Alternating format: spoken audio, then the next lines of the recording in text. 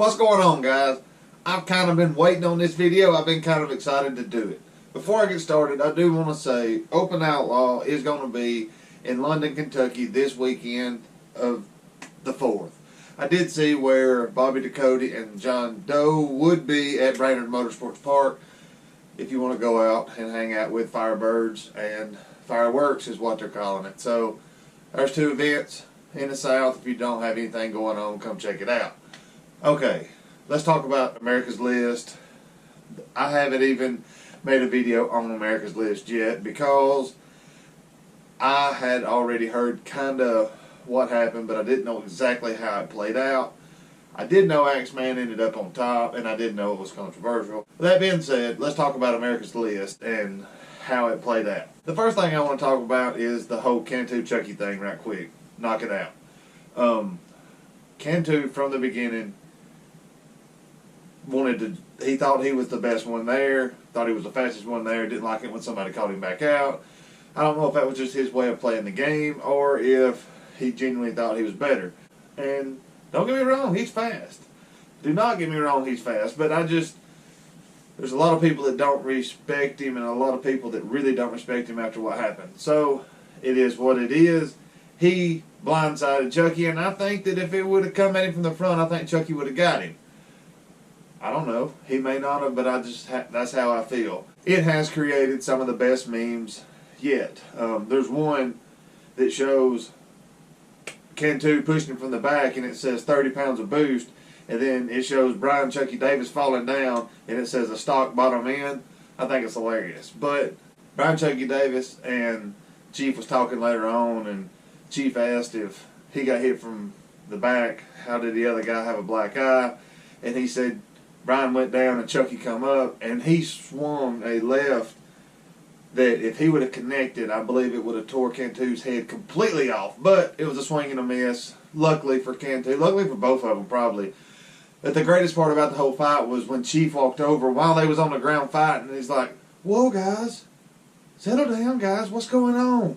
I mean, just the most calm, cool, and collective. Like, "Hey, guys, let's talk it out." You know, it was hilarious. But that's all I want to talk about with that segment. It happened. They got over it. They raced it last night.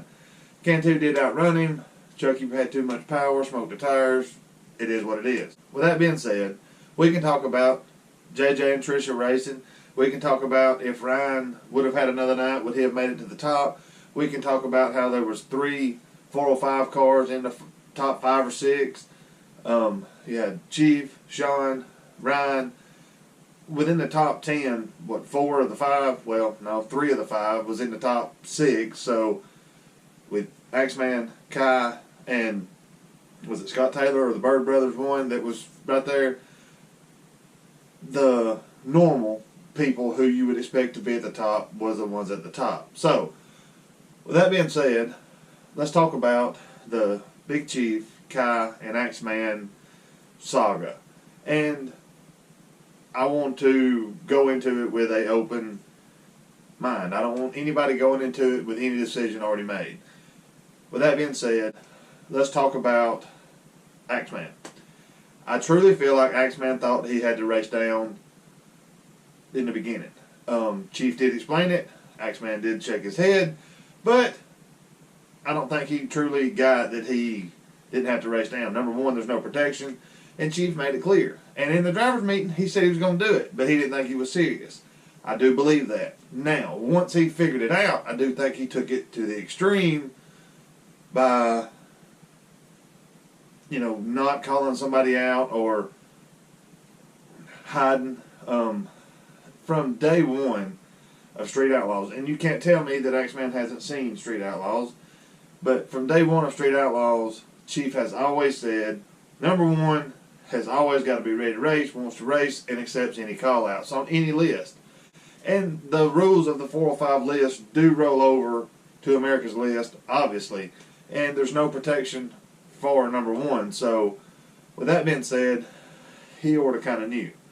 The next thing, JJ loved claiming Memphis Larry when Memphis Larry's on top, but when Memphis Larry does something questionable, where's JJ?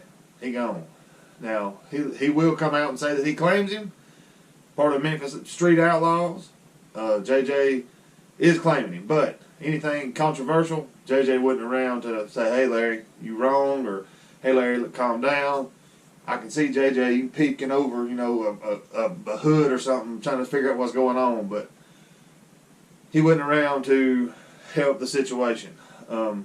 Yeah, he had 3 or 4 cars there. He had stuff going on, but still, he wasn't there to help. Every time Axeman was doing something good, he was there to cheer him on and call him one of Memphis' team, but every time it was the other way around, he was nowhere. Now, with that being said, Axeman did have the fastest car on the property. I heard several people talking about John Doe or Scott Taylor's car, but he wasn't able to play the game enough to get there. He just couldn't get to the top. If it just kept going and never ended, he might have made a few more moves, but I feel like a few other people should have. I feel like some of the faster cars never got a chance to get up there to prove they was the fastest. They had time, but with the rules of calling each other out, it didn't work. There will be a second season of America's List, undoubtedly. I do feel like there will be rules changed to help that. I think, Murillo and Lizzie raced like 8 times, or Birdman and Murillo raced like 8 times, something like that. I do feel like there will be some rule changes for those situations. But I do feel like Axeman had the fastest car consistently on the property at any given time.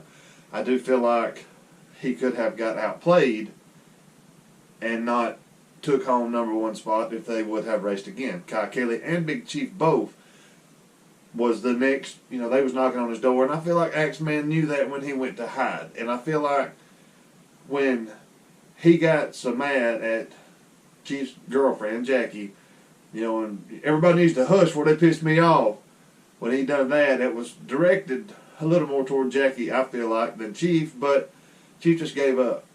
Chief had raced down every time before the time that he got mad because he wouldn't. And he didn't have to, but he did. And I knew that. You knew that. Everybody apparently did know that, but Axeman. And in the driver's meeting, Axeman said he was lonely sitting at the top. He wanted to race more than one night. And then when it come time to it, he wanted to fight. Call it passion, call it wanting to win, call it whatever, but he still ran from the call out. And, there's no other way to say it. But those 3 cars was where they needed to be as far as in the top 3. I think any given night it could have changed it, but I do think Axeman had consistently the fastest car on the property. I do feel like Scott Taylor, Ryan Martin, I do feel like there were several that could have got up there. I feel like Bobby Ducote, if given the chance, could have been a lot higher than he was, just because he knows how to hustle, he knows how to play the game, he knows how to do it. So I feel like given the chance, he could have been a lot higher than where he ended up.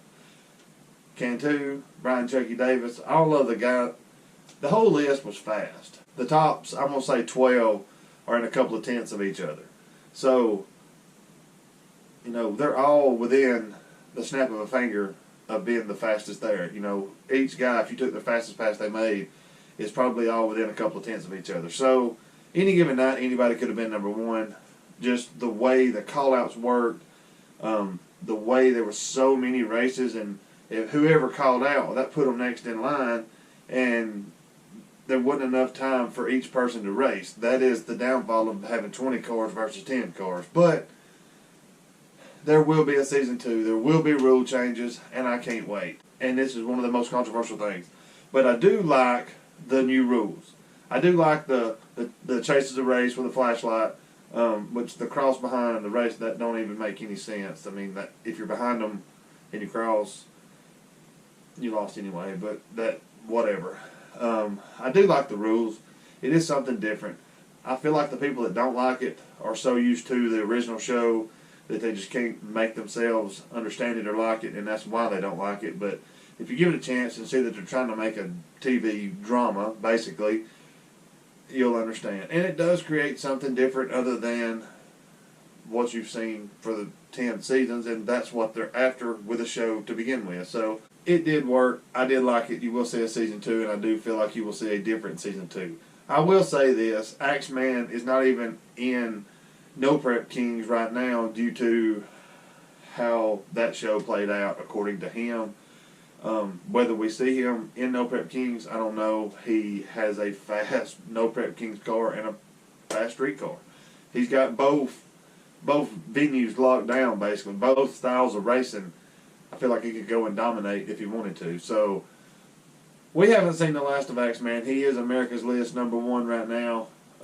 Whether he earned it is a big question in the world right now. I guess we'll just have to wait and see how season 2, or how it's going to play out. With No Prep Kings, everything's going to be behind. They have filmed another Fastest in America in Las Vegas, and the 405 is participating in that. And I can't help but say that Axeman will be part of Memphis's crew for that. So, have to wait and see how everything plays out. Can't wait. That was my thoughts on America's List. I didn't even do a video on America's List until the end. Axeman is your #1, KYE Kelleey, Chief, so on. So, with that being said, I kind of want to know your thoughts, but I feel like I already know them. Put them in the comments. I'll scroll through them. Don't forget, London, Kentucky, Open Outlaws, Firebirds and Fireworks, Brandon Motorsports Park. No Prep Kings is off a week. So, support your local track. Go there.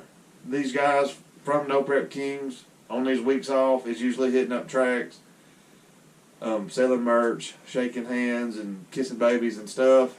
See if any of them is coming through your area. Go support the guys. Thank you for watching. Godspeed. I will see you in the next video.